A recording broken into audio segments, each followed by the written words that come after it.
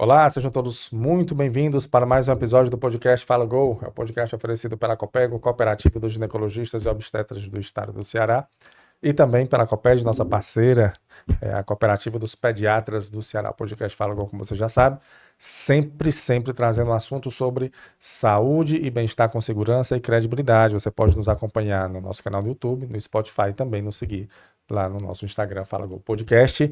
E hoje nós temos o prazer de receber aqui mais uma pediatra, a doutora Francielze Lavor, não é isso? Tudo É. bom, doutora? Seja muito bem-vinda aqui ao nosso podcast, doutora. Olá, tudo bem? É um prazer estar aqui. Agradeço o convite, né?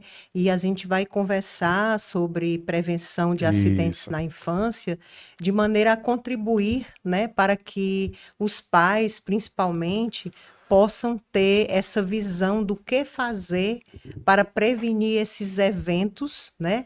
Que, na verdade, acidentes é até um nome errôneo, porque esses todos são eventos que têm prevenção. Então, perfeito. tudo que tem prevenção não é acidente, Perfeito, tá? que Porque nós acidente é algo inesperado, que está inesperado. fora do controle, né? Perfeito. Que a gente vai falar justamente sobre como prevenir acidentes na infância, né? Isso. Acidentes nas crianças, com as nossas crianças. E aí você já falou um ponto bem interessante, que é o acidente, o nome então não seria acidente, porque se você consegue Prevenir prevenir, então não é acidente. Acidente é algo que. que ocorre sem que possa haver prevenção, Ah, algo perfeito, inesperado, né? perfeito. E esses eventos que erroneamente são chamados de Hum, acidentes, eles são eventos preveníveis, né? hum. E que a importância da gente conversar sobre eles é exatamente porque é uma causa importante de morte e de internações na infância, né? E eu vou dizer, doutora, teve um vídeo, eu nem olhei, que eu não gosto de ver esses vídeos que chegam na internet. Não sei se você viu, mas é de uma criança, ela tá balançando na rede e as outras crianças colocando ela na rede, viu, Tony? E aí a pilastra da coluna cai e cai em cima de uma criança e a criança morre. Rapaz, eu nem olhei, né, porque eu não Não gosto de ver. cheguei a ver. É, porque assim, é uma fatalidade, né? Vamos dizer É. assim, uma pilastra cair em cima da criança.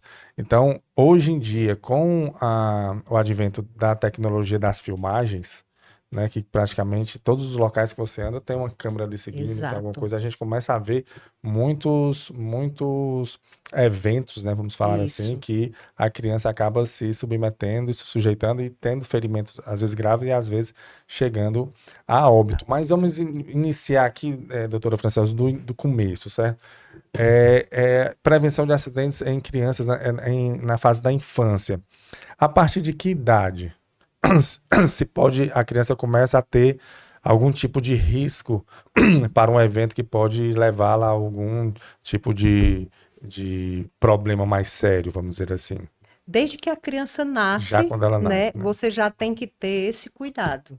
Então, os cuidadores, eles têm que estar atentos para os eventos, né? Porque assim, o ambiente doméstico, ele é realmente existe verdadeiras armadilhas que podem levar a todos esses Hum, eventos. hum. Então, por exemplo, um recém-nascido, o que é que se tem que ter cuidado? Então, por exemplo, o bebê nasceu e vai da maternidade para casa. Esse bebê tem que ir de uma maneira segura. Como? Na cadeirinha, né? No caso, no bebê conforto, que é o primeiro dispositivo que tem que ser usado. Então, é a primeira prova de Primeira segurança medida de segurança é que a colocar o família vai bebê. passar. Ele ir no colo da mãe ali, no Não é banco de trás, seguro. não é seguro. Não, não é seguro. Porque a mãe pode estar com o cinto, mas o bebê não. Então, Hum. se houver uma colisão, por O exemplo, bebê o pode se bebê vai ser projetar para frente. arremessado ou o próprio corpo da mãe pode machucar muito o bebê. E a gente fala, às vezes, assim, o pai, quando tá dirigindo, pensa, mas eu vou devagarzinho aqui, eu não vou bater ninguém.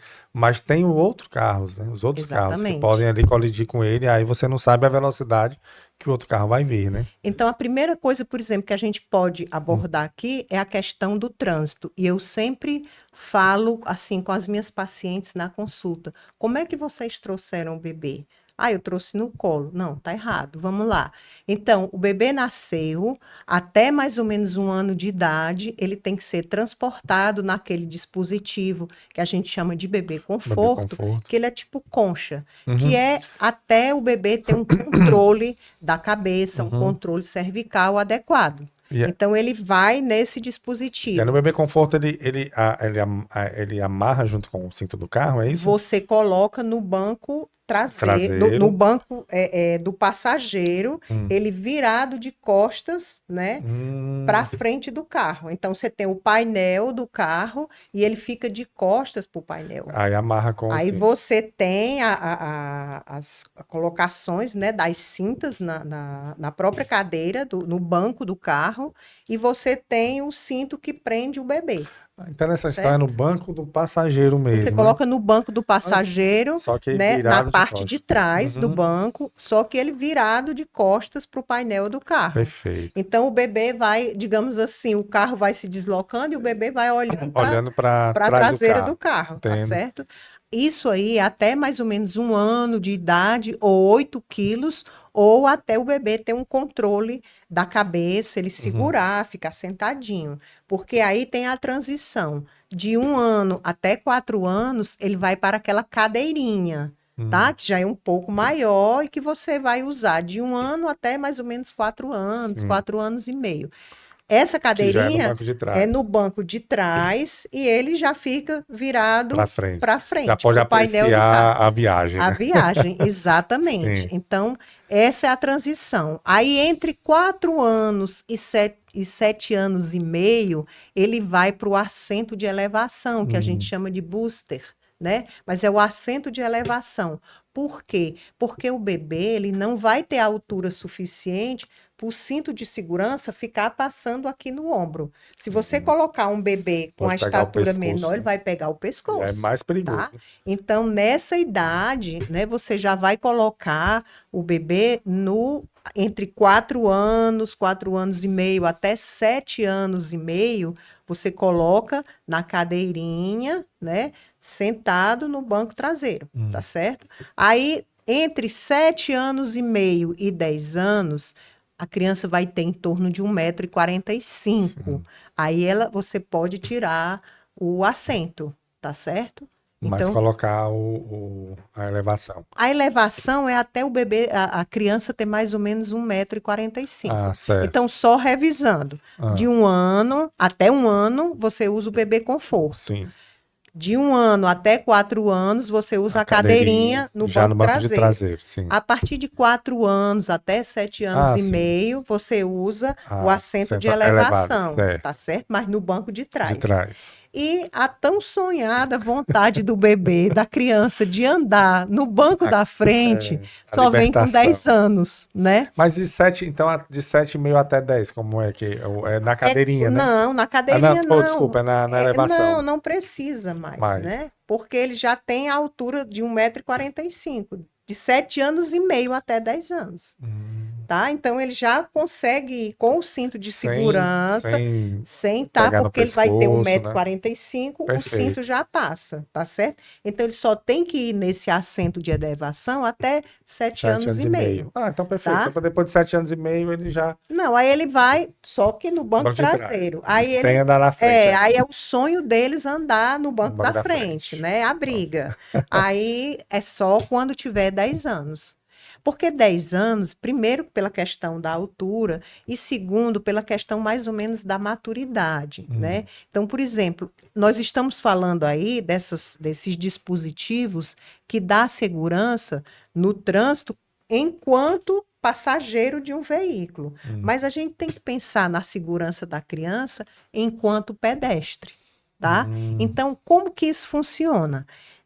A criança só tem condições, só tem maturidade de atravessar uma rua sozinho, sem a ajuda de um adulto, sem estar segurado na mão do adulto, entre 10 e 12 anos. Os especialistas assim, em neurodesenvolvimento sempre falam a partir de 12 anos, porque ele já é um pré-adolescente, né?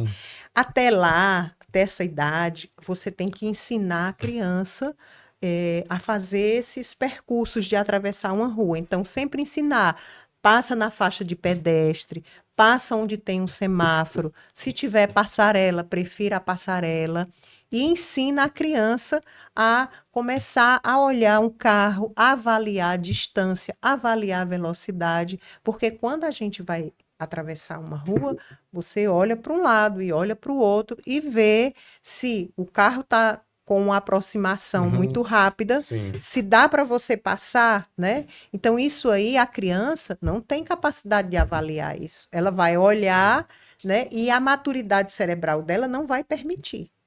Se você soltar a mão da criança, ela vai ser atropelada. Isso é super frequente. Então, um adulto jamais pode soltar a mão da criança, porque ela se solta e ela cruza a rua de uma maneira intempestiva. Então, tem que avaliar tudo isso, ensinar que ela tem que passar em linha reta, porque é mais rápido. Então, esses conhecimentos a criança só vai adquirindo com o passar do tempo e realmente ela só pode estar sozinha para cruzar a rua seguramente a partir de 12 anos. A maturidade dela vai. A maturidade cerebral dela vai de avaliar, porque veja quantas coisas a gente falou. Você olhar e ver, aquele carro vem numa velocidade muito rápida, ele está muito próximo, eu não posso cruzar porque eu não vou conseguir passar a tempo, certo? Então, tudo isso. É você ter uma noção de tempo e espaço, né? De tempo e espaço. Espaço, né? Tá? Para saber se a gente mesmo, adulto, às vezes erra, né? Você vai entrar aqui, você está dirigindo, será que vai dar tempo? Você acelera e às vezes se arrepende. Assim que ocorrem as colisões. As colisões, né? Exatamente. Outra coisa muito importante, que hoje em dia até não muito frequente, mas, por exemplo, em cidade do interior, as crianças costumam brincar na rua, né? Então, elas jogam bola, elas jogam bolinha de gude, enfim, andam de skate. E aí, ela pode, por exemplo, a bola sai e ela sai atrás. Então, a gente costuma dizer que todo motorista tem que pensar, atrás de uma bola sempre vem uma criança. Sempre, né? eu sempre que vem uma bola atravessa meu carro, eu já paro. Fica, né? Aí vale muito para a conscientização também do motorista, né? Exatamente. Porque tem que ter essa consciência. Uma bola passou, ela vem acompanhada. É verdade. E é sempre, a criança passa mesmo. Outra coisa que eu sempre faço, e é bom alertar os motoristas também, não necessariamente quando a bola vem, que vem uma criança logo depois, mas quando a criança está na calçada mesmo. Exatamente. Uma criança muito pequena, quando eu vejo que ela é muito pequena na calçada, eu já diminuo a velocidade. Porque pode acontecer dela atravessar, como você falou, né? Ela não tem a noção, então. Não, de jeito nenhum. A criança não tem essa noção espacial, temporal, né? Não tem. A maturidade cerebral dela não permite isso, tá? Perfeito. Então, em relação a trânsito, não é apenas dentro do carro. Porque dentro do carro hoje existem até leis, né? Exatamente. Se você falou, se o pai não seguir, leva multa, né? Leva multa. Tem a chamada lei da cadeirinha, né? A lei da cadeirinha. Então, é até 10 anos, né? A criança tem que estar no banco. Uma criança antes de 10 anos no banco da frente é multa também, né? Até 10. Então, tem que provar que já tem mais de 10 anos. Tem mais. Andar ali com a certidão da criança. Né? Hoje em dia, a criança nasce, já ganha CPF e tudo, CPF, né? Sim, então, tem que ter. Né? E Perfeito. aí, voltando para essa questão, a gente tem, assim, eu trabalhei durante 30 anos no JF, então eu sempre vi todos esses eventos, né? E eu sempre procuro, assim, nas consultas, tocar um pouco nesse assunto, porque às vezes os pais não percebem que as armadilhas de dentro de casa, muitas vezes faz a criança sofrer esses eventos graves, né, que pode culminar, inclusive, com a morte. Então, por exemplo, nos chama muita atenção a questão de quedas, tá? E as quedas, elas podem ir desde quedas da própria altura. Então, a criança está aprendendo a andar, ou a criança já sabe andar, mas, por exemplo, está com um calçado inadequado. Aí ela já não vai ter tanta firmeza. Outra coisa, dentro de casa, tapetes, objetos pequenos espalhados pelo chão, muitas vezes até os brinquedos da criança, que ela brincou e ficou ali espalhado. E ela vem, tropeça e cai. Mas chama a atenção também a questão da criança ter essa curiosidade de explorar o ambiente. Então, as crianças adoram escalar móveis. Escalar, por exemplo, tem a televisão em cima do rack. É muito comum nas salas das casas Isso. ter um rack com a televisão em cima. Então, muitas crianças sofrem acidentes graves com isso, porque elas sobem no rack E e a eles vão televisão cair em vira cima sobre a delas. criança. Poxa Já vi vida. criança, inclusive, falecer Foi mesmo. por conta de traumatismo craniano grave, Puxa tá? vida. Então, a gente tem que estar ali vigiando. Uhum. É a coisa mais importante dentro de uma casa, acompanhando uma criança, é um adulto responsável por ela. Pode ser o pai, pode ser a mãe, pode ser uma babá, avó, um tio, Tem que ter um adulto supervisionador. supervisionando. Quais são também outros perigos de queda? Quedas de altura, por exemplo.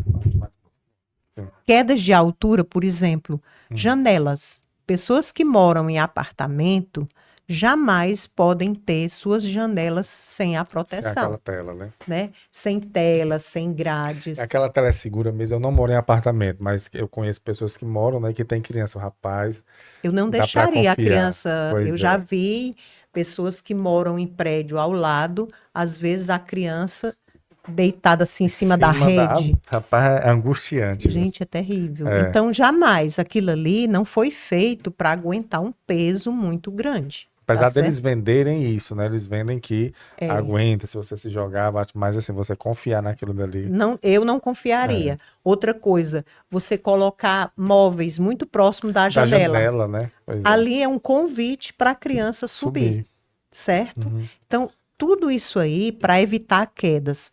Outra coisa também muito importante, não colocar a criança em andar.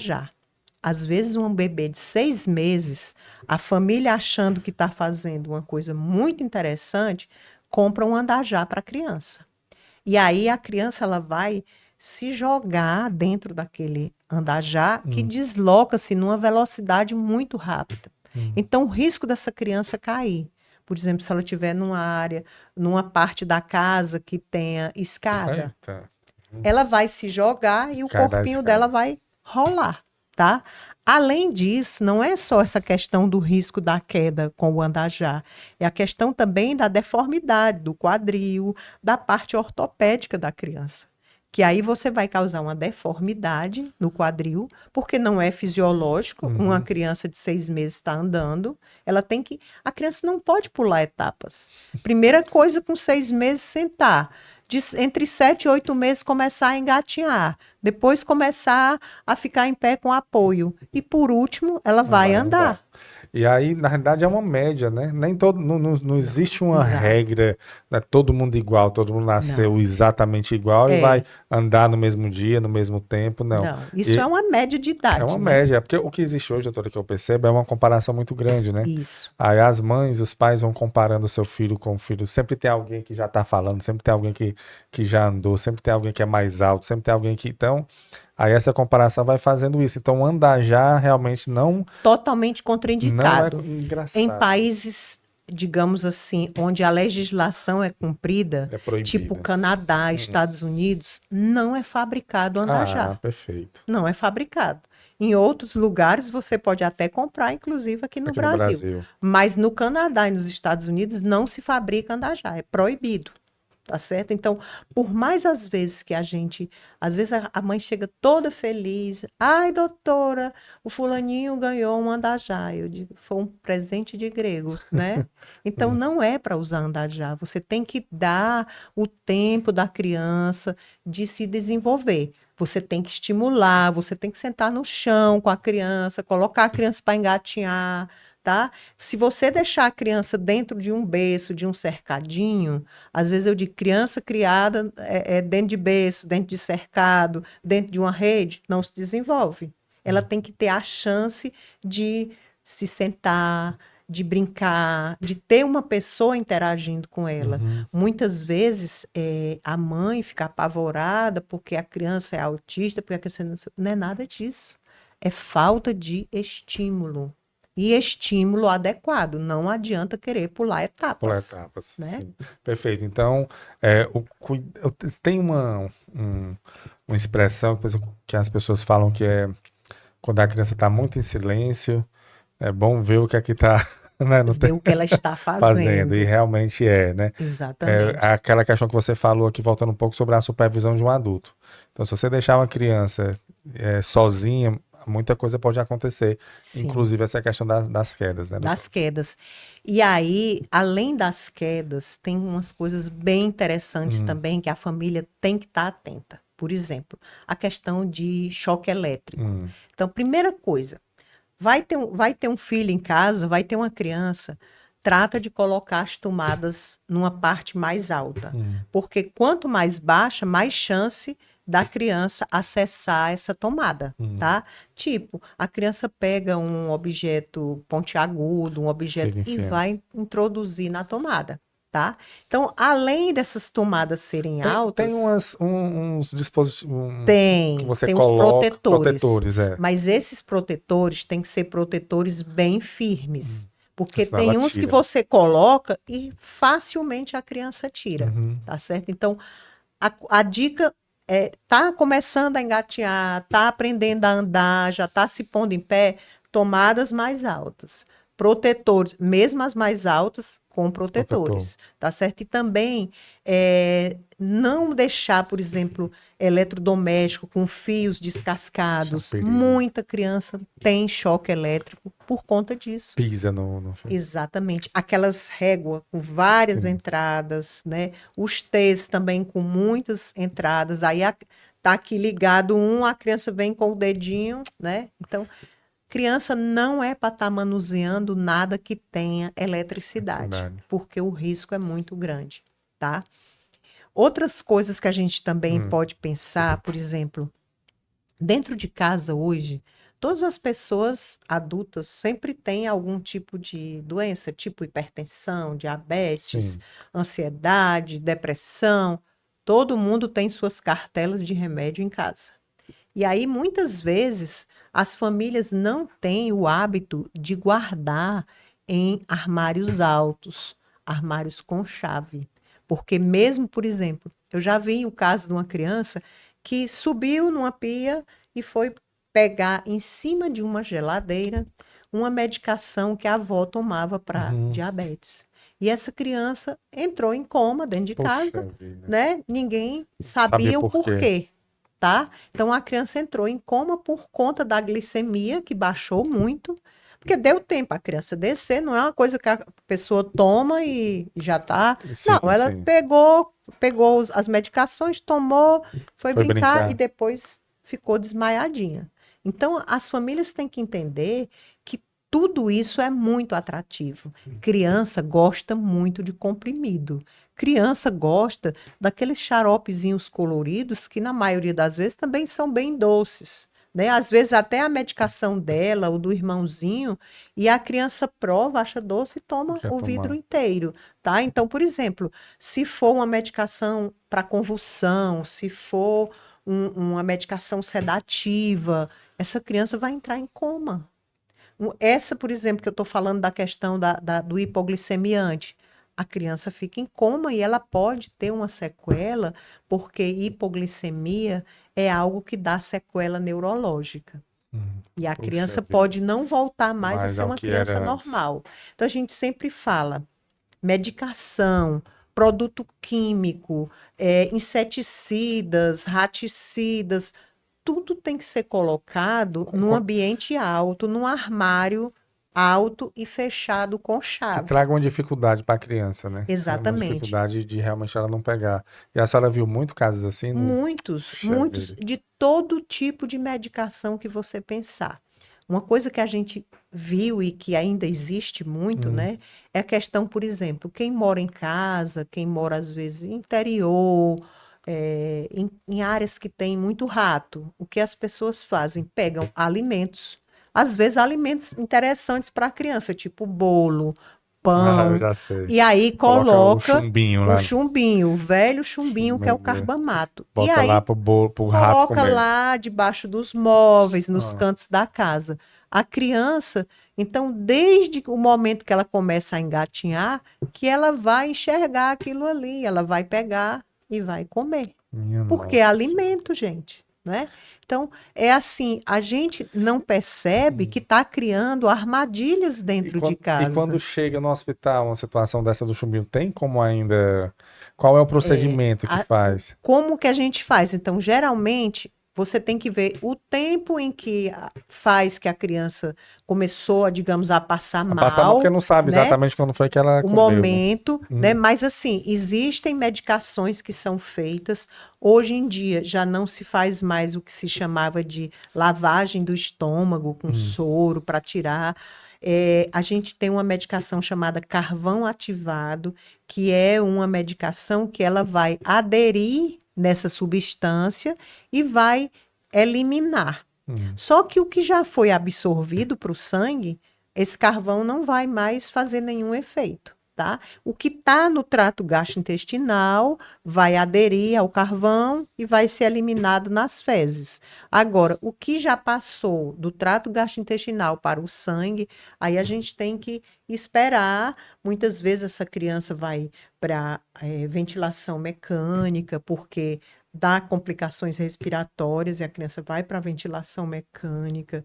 E dependendo do nível de coma, ela pode ficar sequelada. Porque, por exemplo, ela pode ter, até já na residência, ela pode ter tido uma parada respiratória. Aí cai o oxigênio do E sangue aí e afeta o aí cérebro, né? dá complicação cerebral. Então, essas coisas, a família tem que ter todo cuidado. A criança não pode ter acesso a essas substâncias. Porque tudo, até mesmo uma medicação para uma pessoa, dependendo da dose que a criança ingeriu, vira um veneno, vira uma substância tóxica, tá? Então, a orientação, então, no caso, é chumbinho nunca, né? Usar em Não, casa, que tem não. criança. Nenhum tipo. Veneno de rato, essas coisas. A gente recomenda até que, por exemplo, se a casa vai fazer uma detetização, que a criança não fique em Saia de casa. casa. Passe pelo menos 24, 48 horas fora da casa. Tem, inclusive, os profissionais que trabalham com isso, eles orientam justamente isso. Porque eles passam substância no chão, Isso. né? Que tem E que aí ficar 24 tem que horas, ficar... né? Exatamente. E aí eles pedem para não ter criança em casa nesse casa. período, justamente para evitar isso. Verdade. E remédio é guardar mesmo trancado, né? Mesmo trancado, porque é como a gente diz, remédio é remédio se ele for na dose certa, para a pessoa certa, na hora certa. Claro, claro. Agora, dependendo do quanto se tome, sem necessidade, Vira um veneno, né? vira veneno, tá certo? Outra coisa também que chama a atenção é, por exemplo, hoje alguns desinfetantes caseiros são armazenados em embalagens plásticas de refrigerante. E aquilo Ixi, tem uma cor muito atrativa. Tem rosa, tem azul, tem verde. E a criança pode ingerir aquilo ali achando que é um suco, é um refrigerante. Tá? Então, isso não pode acontecer. E se a família tiver aquilo em casa, que seja num local que a criança não tenha acesso. Acontece de chegar a criança que toma detergente, Acontece. Desinfetante. Acontecia muito, sabe o quê? Muitos anos atrás, as crianças ingeriam querosene. As pessoas costumavam ter querosene em casa. É verdade. Hoje não Aquela é. lata, né? Tinha uma lata de querosene. E as pessoas colocavam em garrafas de vidro, de Coca-Cola, de Guaraná. E a criança porque às vezes a lata era difícil de manusear e às vezes vendia a granel também, e a pessoa ia lá e comprava. Então a criança ingeria aquele como querosene. Se fosse refrigerante. Minha gente, aquilo era horrível. A criança ficava respirando aquele, sabe, ela exalava o querosene. Nossa Senhora. Às vezes dentro de uma UTI que tinha uma criança intoxicada com querosene, todo mundo sentiu o cheiro de querosene, porque ela exalava pela respiração. Meu pai tá? Ainda bem que não. Eu acho que tinha muito, porque antigamente tinha.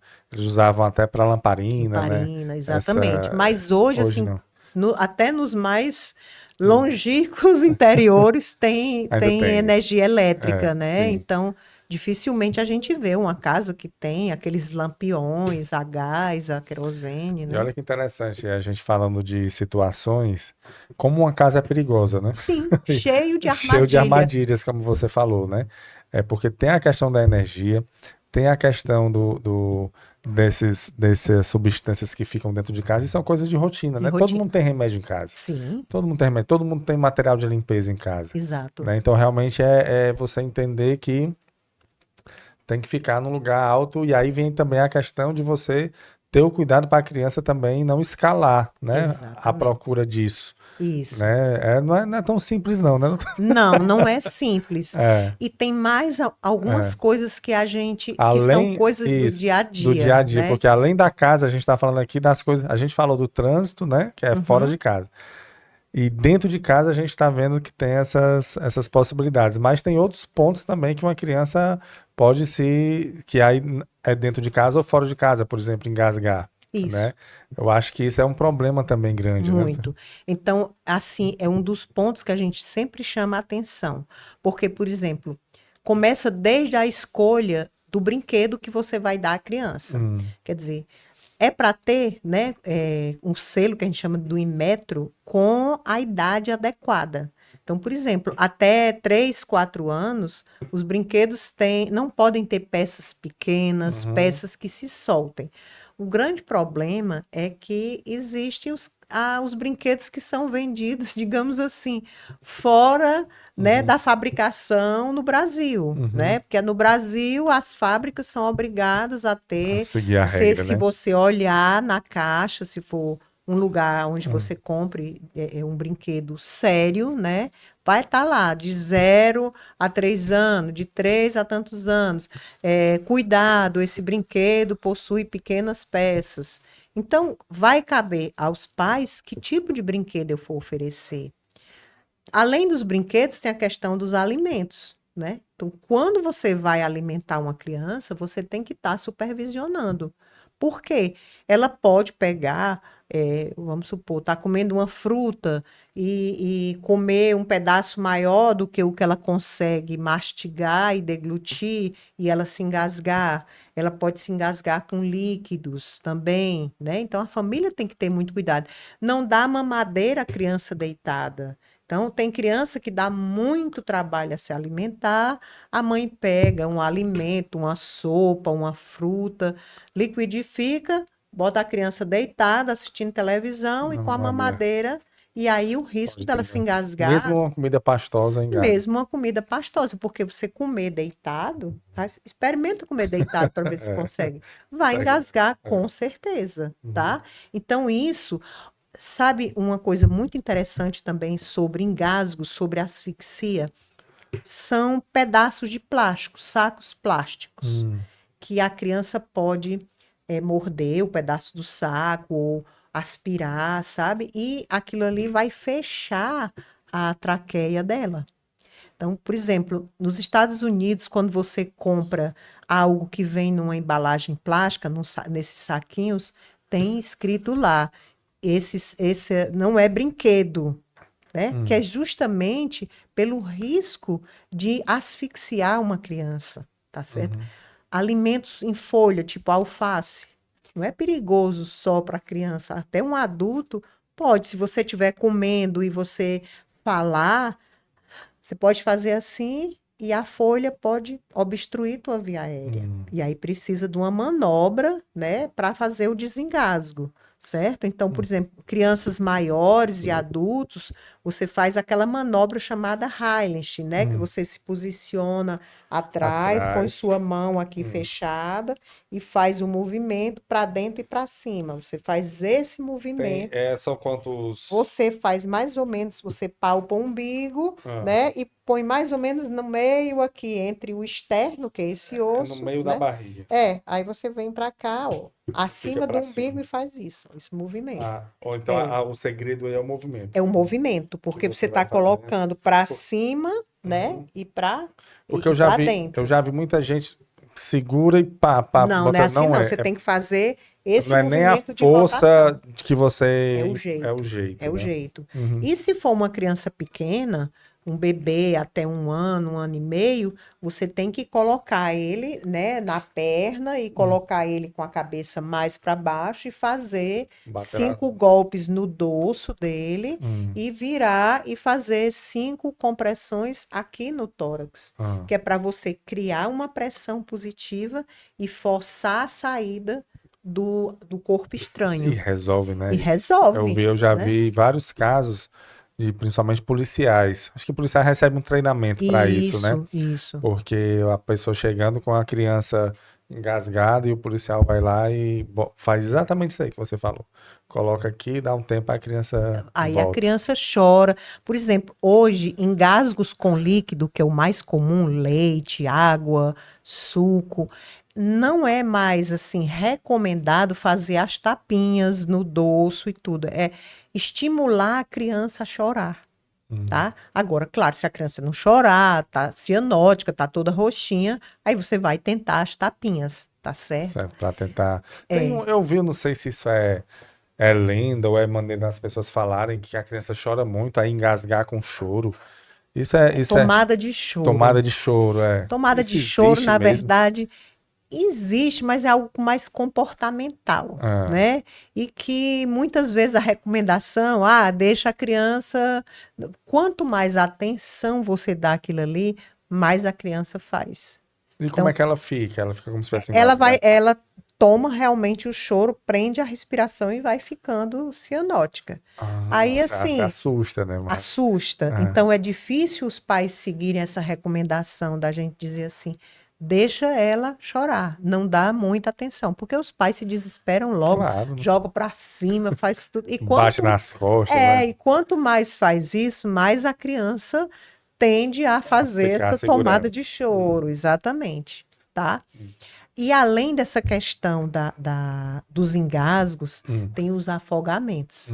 Aí, quando a pessoa fala em afogamento, eu não tenho nem piscina em casa, pensa logo assim, tá? Então, não é bem isso. Então, por exemplo, eu já vi muitas crianças se afogarem em ambientes dentro de casa com baldes de água. Minha nossa senhora.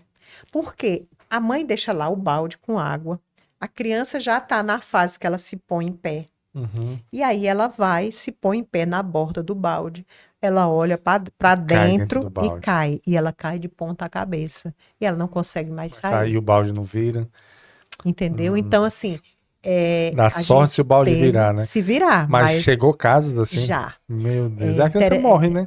Ou então fica muito sequelada. A gente teve, há uns anos atrás, a gente atendeu uma criança que eles eram gêmeos. Ah, Então, um teve o afogamento, o outro outro não não. teve nada. E esse bebê ficou bastante sequelado. Dá pra ver a diferença, né? Porque compara um com o Exatamente. outro, né? Ficou porque primeiro a família não viu, demorou muito a ver. É por isso que desde o início eu tô Não falando, pode a deixar supervisão só do adulto. nunca. Outra coisa, não, meu filho de 7 anos toma conta. Não, criança, eu digo assim, criança não tem juízo, não.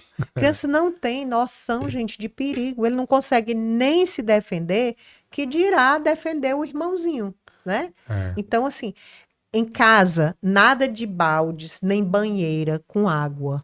Ou às vezes a mãe tá aqui dando banho no bebê, o celular dela toca, ela vai atender e deixou o bebê na banheira. O bebê se afoga na banheira.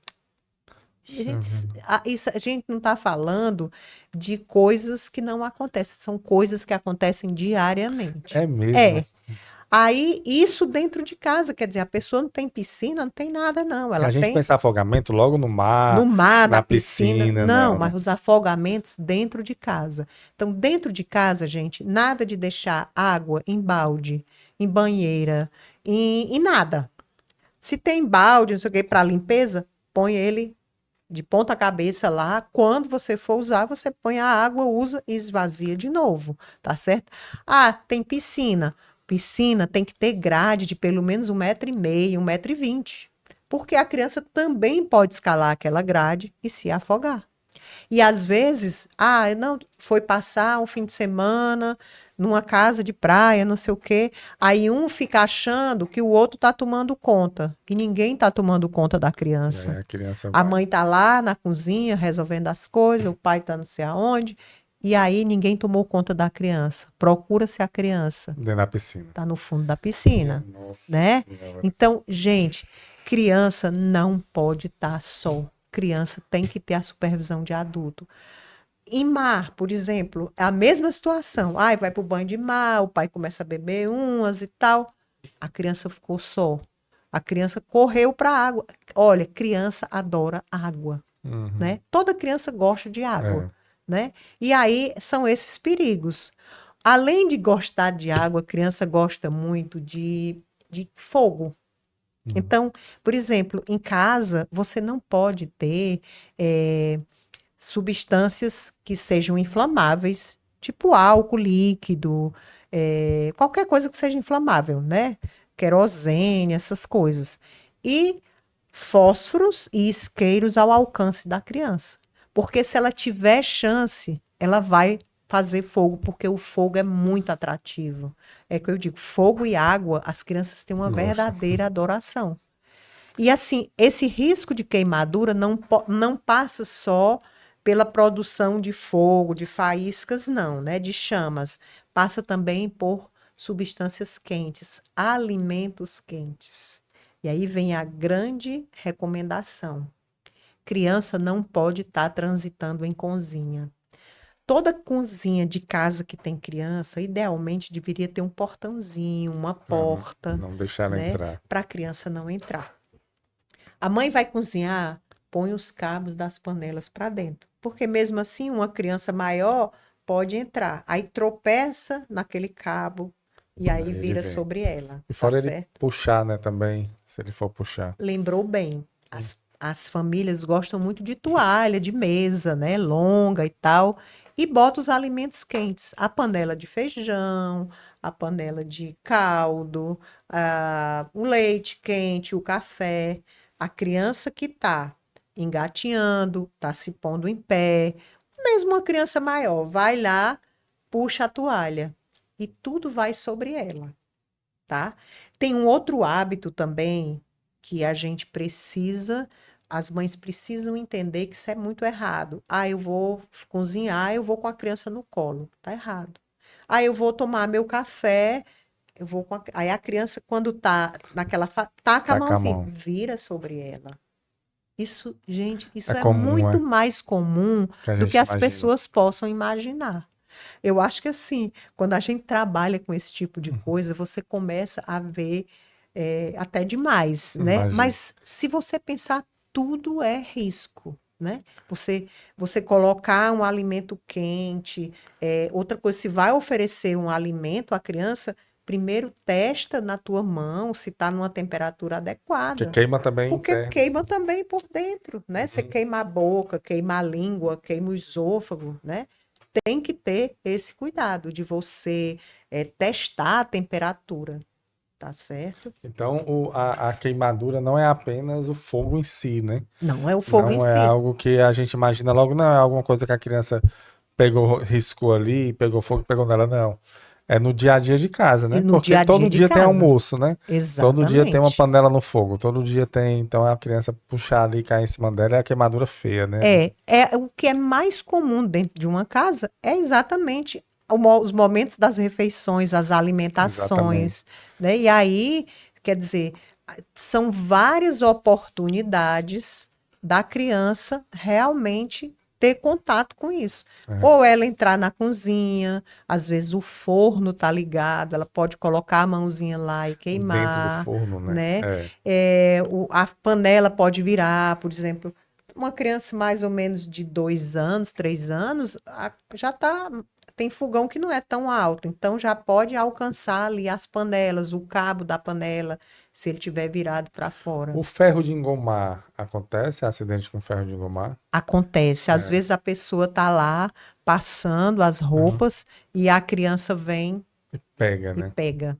Às vezes a pessoa deixa o ferro Em assim, pé, normalmente. Né? e vai, sei lá, atender o telefone, largou o ferro lá. E a criança foi lá, coloca os dedinhos também, né? Aí queima. Eu percebi, doutora, que você fala muito quando vai atender o telefone. Você está percebendo que as pessoas, que alguns acidentes acontecem justamente por essa distração enquanto você está com o celular, Exatamente. está acontecendo, né? Você, Coisa que não acontecia antes, né? É. Isso não era... Você já viu, por exemplo, em lugares tipo aeroporto, restaurante, recepção de clínicas, você já viu a quantidade de mães, pais no celular E a e as criança crianças soltas? correndo soltas. Solta, correndo, sobe, Você pula. deve ficar observando isso, né? Mas eu Gente, já vi. observa porque assim, o celular, ele tira muito essa atenção, né? E assim, eu acho que de tudo isso que a gente sempre fala, o cuidado que o adulto tem com a criança, a vigilância, é exatamente quem vai proteger a criança dessas situações. Não, tudo que a gente conversou aqui, se tivesse um adulto supervisionando, não aconteceria, né? Exatamente. As coisas que nós conversamos aqui, os eventos que podem acontecer da parte de trânsito, o trânsito é que talvez não dependa apenas dos pais, né, do cuidador. Isso. Porque por mais que você bote a cadeirinha, por mais que você siga todas as regras ali, mas se um carro bater em você, né, que não depende de você, podem ter um acidente, o que minimiza, né, Isso. no caso, porque na realidade essas estratégias de segurança não é para evitar o acidente, mas sim minimizar caso ocorra, né? Caso ocorra. Caso exista uma colisão, se o bebê tiver no bebê conforto, ou na cadeirinha, ou com o cinto de segurança, ela não vai ser arremessada para fora do veículo. Né? Então, são estratégias para minimizar o problema caso ocorra um acidente. Mas nos outros, se tiver um adulto próximo, não acontece. A criança, se tiver um adulto próximo, ela não vai tomar remédio. Se a criança tiver um adulto próximo, ela não vai pegar na tomada. Ela não vai pisar em fio descascado. Se tiver um adulto próximo, ela não vai se afogar. Né? O que eu vejo, acho que é mais terrível é o afogamento em balde. Você falou, rapaz, porque assim é 100% negligência. Né? Ficou só. Ai, a mãe não. É aquela coisa, tá caladinho lá, vai ver o que foi, porque algo aconteceu. Outro ponto que aí entra até na questão do trânsito que a gente falou. Não sei se você já viu a história da. Como é o nome daquela atriz, meu Deus? Uma atriz bem veterana. Esqueci o nome dela. Cristiane Torlone. Cristiane Torlone. Ela tinha 2 filhos. E ela pegou o carro, foi dar uma ré e atropelou. Os 2 meninos? Não, um dos filhos. Mas que eram gêmeos até, ela atropelou um deles. Meu Deus. E aí, por quê? Porque eu já vi casos que não são dela, né? Mas assim, ela dando a ré e a criança estava atrás do carro. Hoje, inclusive, tem até a câmera de ré que salva muita coisa, Nossa, né? é muito bom. Mas antes não tinha, né? E aí acontece isso de atropelamento da pessoa sem ver o... Acontece, né? Acontece. A gente já teve a oportunidade de atender criança assim. Às vezes, se eu não estou enganada, foi um avô. E aí, assim, a pessoa fica cheia de culpa. É óbvio, não tem... Porque tá lá, às vezes, deitado, abaixadinho, e não dá para ver. Se o carro não tiver a câmera de ré... E mesmo câmera de ré, se estiver muito próximo ao pneu, você não consegue ver. Você também não consegue ver, então, exatamente. Quem tem criança em casa, nunca pode baixar a guarda, né? Essa é a questão. Você não vai ter culpa, mas você pode evitar. Assim, realmente ninguém faz isso porque quer, não é negligência, né? Mas você tem que ver, por exemplo, outros casos que... Não sei se aqui em Fortaleza aconteceu, se você pegou algum caso desse, mas a criança na cadeirinha, o pessoal bota na traseira, esquecer a criança. Aí a criança morre asfixiada. E aí é terrível a culpa do... Porque normalmente é o pai ou a mãe, né, que esquece. Vai numa academia, vai no Esquece, não, às vezes esquece. A criança dormindo, teve um caso que eu vi, era um delegado até, ele deixou uma das crianças no colégio, ele não tinha o costume de levar a criança para a creche, ele ia levar para a creche. E aí fez o trajeto dele normal e entrou, fechou o carro e deixou a criança. E aí morre asfixiada, né? Assim, morre asfixiada, porque o ar ali e a temperatura né? Também, né? Desidrata a criança e também não tem oxigênio, porque um carro fechado, né? Não tem oxigênio. E doutora, assim, nesses acidentes que a gente conversou aqui, qual é como Primeiro de tudo que eu entendi aqui é supervisionar, né? Você que está nos acompanhando, tem criança em casa, supervisione. Até quantos anos a gente tem que ter esse cuidado, doutora? Assim, até qual idade a gente pode dar aquela relaxada e dizer, pronto, aqui a criança eu posso deixar... Porque vai ter um momento que ela vai ter que caminhar sozinha, exatamente. né? E até qual a idade que a gente pode... Olha, em torno de 12, 13 anos, é como a gente disse que a maturidade cerebral é maior, né? Até porque a gente viu a questão de, por exemplo, de cruzar uma rua, de atravessar uma rua, então também tem essa responsabilidade. Então, antes disso, às vezes você vê mães que deixam uma criança de poucos meses sendo cuidada por uma de 6 anos, 7 anos, né? São duas crianças. Uma só tem um pouco mais de idade que a outra, mas é criança do mesmo jeito. Sim. Não tem maturidade cerebral para isso. Uma coisa também em relação a trânsito, você já viu uma moto com um adulto e 2 crianças no meio e a mãe ou outra pessoa atrás, segurando. Ou seja, se tiver uma colisão ali, essas 2 crianças vão morrer esmagadas, né? Porque vai ser o corpo de 2 adultos pressionando ali as 2 crianças. Quer dizer, além de ser contrário à lei de trânsito, porque às vezes as pessoas aí dizem, eu vou andar, não sei o quê, na minha cidade não tem fiscalização. O problema não é a fiscalização, é a mesma coisa do capacete. Não é porque tem fiscalização, não. É pelo risco de você ter de bater sua cabeça e ter um trauma craniano. Ao passo que se você tiver um acidente de moto e tiver de capacete, você pode até se machucar muito, mas provavelmente se o seu capacete estiver preso, né, ele não sacar da cabeça na hora da queda, da colisão, você vai estar com sua cabeça protegida, né? Você pode se machucar? Pode, mas vai se machucar menos, porque você tem um elemento de proteção. Né? Porque não existe nada mais inseguro do que uma moto. Certo. E uma moto com 3 crianças, uma na frente, em cima do tanque de gasolina, e mais 2 entre um e outro, quer dizer, gente, isso é uma irresponsabilidade imensa. Aí não tem como... Aí já é negligência.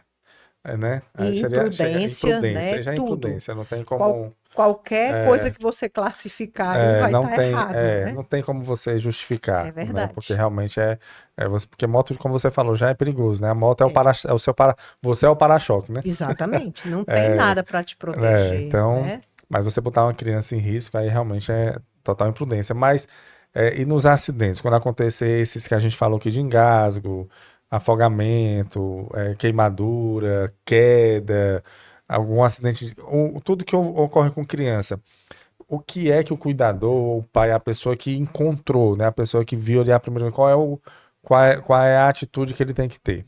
Né? Pronto. Quando você se depara assim, com uma criança que está numa situação que você não sabe nem o que é que aconteceu com ela, né? Você tem que ver se essa criança está respondendo, que você está chamando, tem que ver se ela está respirando, né? E tem que pedir ajuda. Então, muitas vezes você vai precisar ligar, né, no 192. É 192, né? 192, ou pode ser 190, que às vezes o 90 da polícia repassa para 192, né? Mas no nosso meio aqui é 192, né? Que você chama por socorro. E eles podem, muitas vezes, fazer a orientação. Como é que a criança tá? Olha a respiração, palpe aí o pulso. É uma criança pequena, você vai palpar aqui no bracinho. Se é uma criança maior, você vai palpar, vai dizer, vai dar as orientações. O ideal, por exemplo, em casos de atropelamento, você não remover a vítima. Isso vale para criança e para adulto. Porque quando você mexe a vítima, o pescoço da vítima pode estar com digamos, com uma luxação, com uma fratura, que se for mexido de maneira inadequada, você pode ter uma secção completa da coluna cervical, e a pessoa vai perder todos os movimentos. Ela pode até sobreviver, tá? Então, o ideal é não mexer, é esperar o socorro, nesses casos de acidente. Agora, uma criança que estava bem em casa, não caiu, e de repente começa a passar mal. Às vezes, por exemplo, uma criança intoxicada vomita, começa a ter muita saliva na boca e fica torporosa, pode ter convulsão. Isso é sinal de intoxicação. Aí a família pode pegar a criança e levar para o local mais próximo, né? Uma UPA, um Mas é pronto-socorro. interessante essa ligação, né? Mesmo que você Sim, vá de carro, pega o seu carro ali, porque no aperreio você bota logo a criança você no carro vai e a outra e outra pessoa pessoa vai ligando e fazendo. é. Olha, você pode posicionar a criança dessa maneira, né? Uhum. Você sabe que uma coisa muito interessante nos países desenvolvidos, as crianças na escola, elas já a partir de uma certa idade, tipo 7, 8 anos de idade, elas recebem os conhecimentos e as habilidades de fazer um atendimento que a gente chama de suporte básico de vida. E Hum. quando às vezes as pessoas, um médico às vezes, suporte básico, isso é besteira. Não, gente, o suporte ele é básico, ele tem esse nome porque ele é essencial. Hum. E o que é esse suporte básico? É fazer uma respiração, é fazer uma compressão torácica, que é a massagem Sim. cardíaca. Isso pode fazer a diferença entre sobreviver e não sobreviver. Então, hoje, existe essa preocupação da gente realmente formar pessoas nesses conhecimentos. Então, Perfeito. o suporte básico de vida, ele não é destinado só para o médico, para o enfermeiro, para o O socorrista profissional do de saúde, SAMU. não. Não, ele é, por exemplo, pessoas que trabalham em escolas, os professores. Se todo professor souber fazer uma manobra de desengasgo, um suporte básico de vida, ele pode salvar muitas crianças. Já aconteceu em colégios diferenciados aqui de engasgo. Engasgo, por exemplo, com pão de queijo. Então, a criança está comendo um pão de queijo, ela se Engasgou. engasga, e se ninguém souber fazer um desengasgo, né, ela vai morrer ou ela vai ficar sequelada. Então, a hora do recreio de um colégio é um horário muito tenso, porque Eu tô todo as preocupado, crianças velho. estão brincando, É. as crianças estão correndo, ao mesmo tempo estão correndo e estão comendo, porque não para, né? Uhum. Então, esse momento é um momento tenso, que se eu fosse professor daquela escola, Ficava bem, eu ficaria bem não inclinada relaxava com não, né? isso, sabe? Eu mesmo ia É, procurar fazer é. um curso desse de suporte Faz, básico, aprender é. essas Você manobras. falando quando eu era criança, eu lembro dessa cena de um colega meu de sala se engasgou com chiclete. E eu lembro da cena das professoras botaram ele de cabeça para Para baixo baixo, e bateram nas costas dele. Ele voltou. expeliu o chiclete. Ele te jogou fora o chiclete. Não sei se essa era a forma correta, Na mas no verdade, foi bem desespero. dramática, né? Porque É, era um menino grande, porque você lembra, não, né? eu lembro, mas eu devia ter, assim, eu não lembro exatamente a minha idade, mas talvez não fosse tão grande porque eles colocaram de cabeça para Cabeça baixo, para né? baixo. Mas eu acho no desespero, né, lá de tentar, mas eu sei que deu certo. Deu certo, quer dizer, Bateram nas costas do menino, o menino. porque o problema é que exatamente ao invés do alimento, Hum, daquilo ali ir para o esôfago, ele foi para a traqueia. E hum. a traqueia é por onde passa o ar. O ar. E Aí, aí, se for uma coisa grande, né, ela vai ocluir completamente a passagem de ar. E se você não fizer a a manobra, manobra. você não tira. Porque essas manobras que a gente faz é exatamente para aumentar a pressão dentro do tórax e forçar o corpo estranho a sair. Hum, Outra coisa, em questão de corpo estranho, a pessoa não pode estar tentando tirar, passar o dedo na boca e estar tentando tirar sem estar vendo.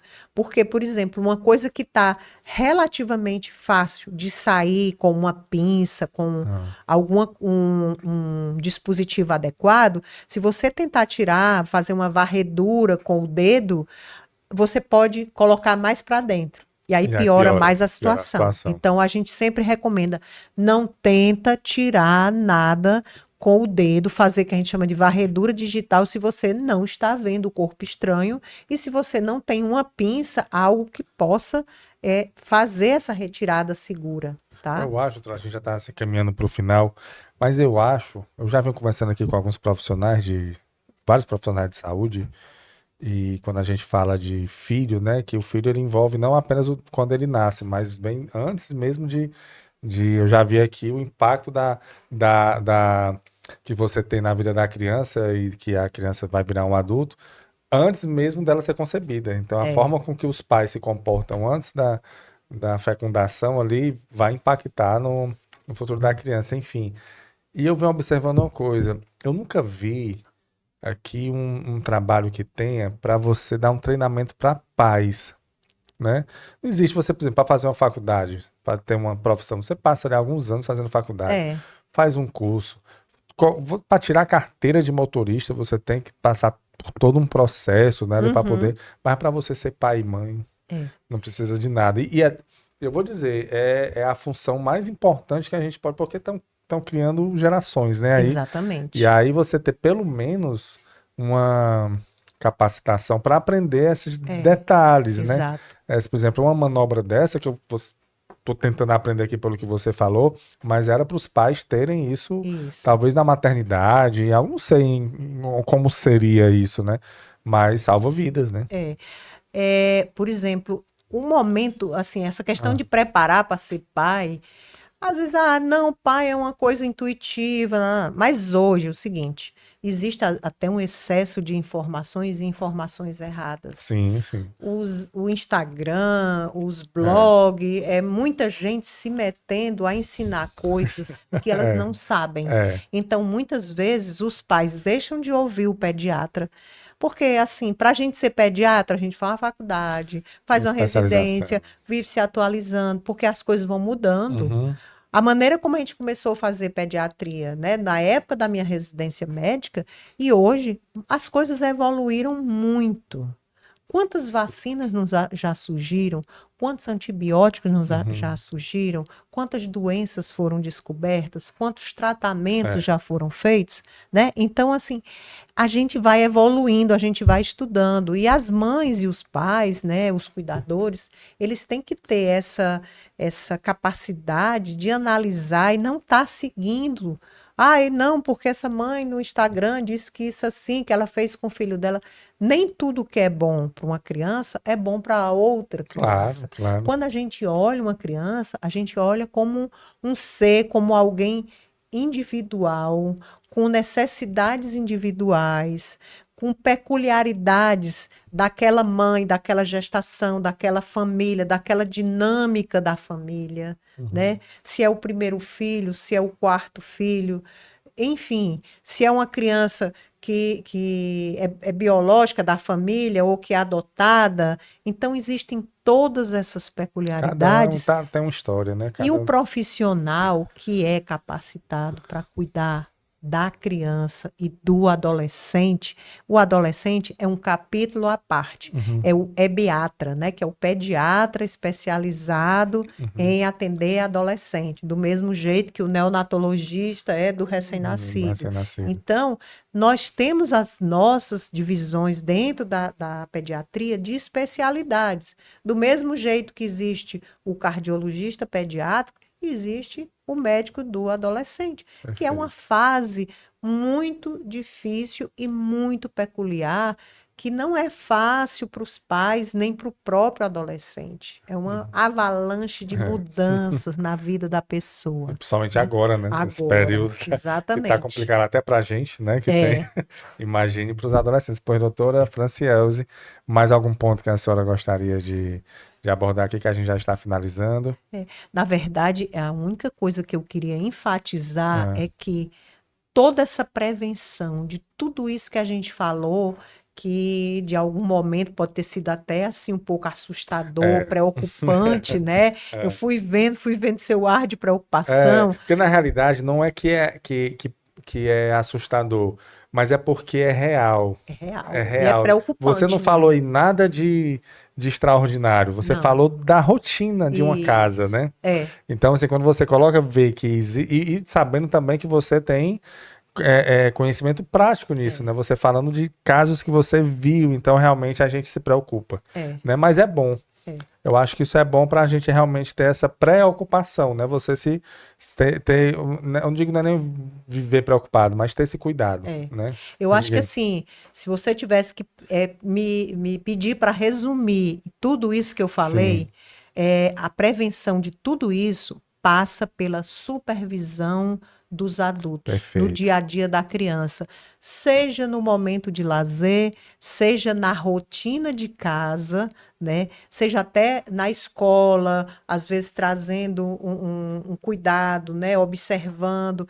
Quando você vai colocar uma criança numa escola, você tem que observar como é, principalmente se são crianças muito pequenas, Uhum. bebês, como é que é.